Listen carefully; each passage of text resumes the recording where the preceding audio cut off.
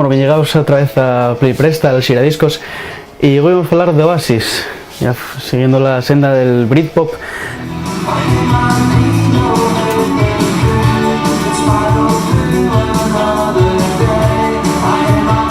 Oasis formóse en el año 91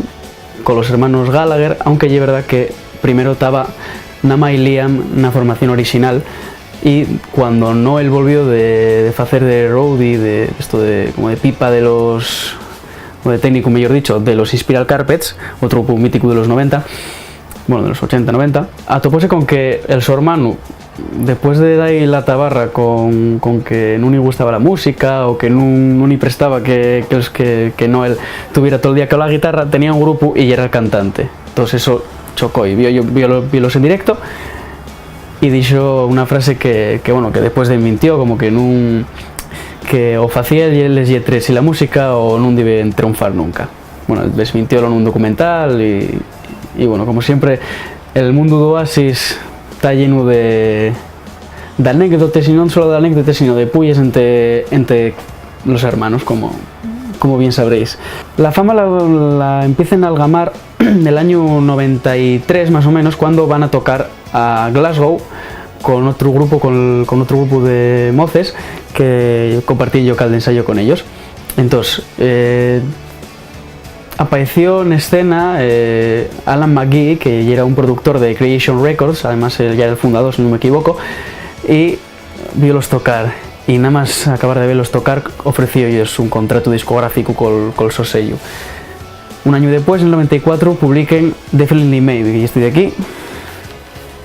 que está considerado uno de los mayores debuts de toda la historia de la música.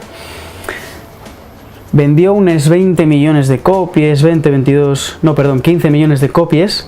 lo cual no está mal, pero el éxito esperábamos un disco más allá. Pero en el 95, cuando sacan este otro de aquí, el What's the Story Morning Glory,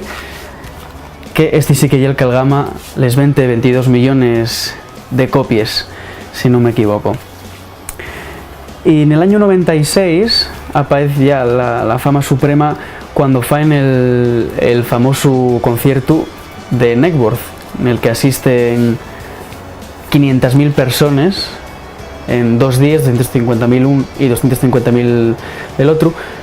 Y si no me equivoco, el dato ya era, por meter más datos así inútiles, 2,6 millones de personas en el Reino Unido o en Inglaterra, depende de cómo queréis verlo, intentaron conseguir entradas para este concierto. O sea, no sé si el 2% o el 3% de toda la población inglesa, lo cual es significativo como mínimo. Después sí que es verdad que con el siguiente disco, el Be Here Now, no algamen tanta repercusión como los dos anteriores, aunque sí que como considérense los 3 pilares fundamentales, la Santísima Trinidad de Oasis son esos 3 discos. A partir de ahí, en el 2000 saquen Shoulder Giants, no me acuerdo ahora mismo el título exacto.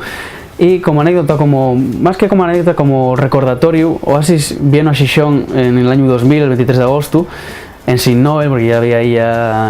Noel ya desapareciera de la formación, aunque volvería. Y después en el 2009 volvieron a separarse antes de un concierto en París, en un festival de París, en sin previo aviso. Oasis separábanse y Oasis dejaban la música. Oasis como diciendo los hermanos Gallagher, porque sí que es verdad que Noel siguió en solitario y Liam, con todos los miembros que estaban de aquella en Oasis en el 2009, formó BDI, con los que tuvo un par de discos sin mayor repercusión, digamos. Y no fue hasta el 2017 cuando los dos hermanos saquen disco en solitario, Noel por un lado y Liam con su nombre, Liam Gallagher, en otro, que rompen, digamos, rumores y sáquenlo al mismo tiempo, no sé si 2 semanas de diferencia más o menos, y yo lo siento, pero en este caso doy la razón a Liam y el mejor disco entre los dos es de Liam. Y ahora vamos a escuchar, si vos parece, del Definitely Maybe, un tema que bueno, Slayer Away, por que non?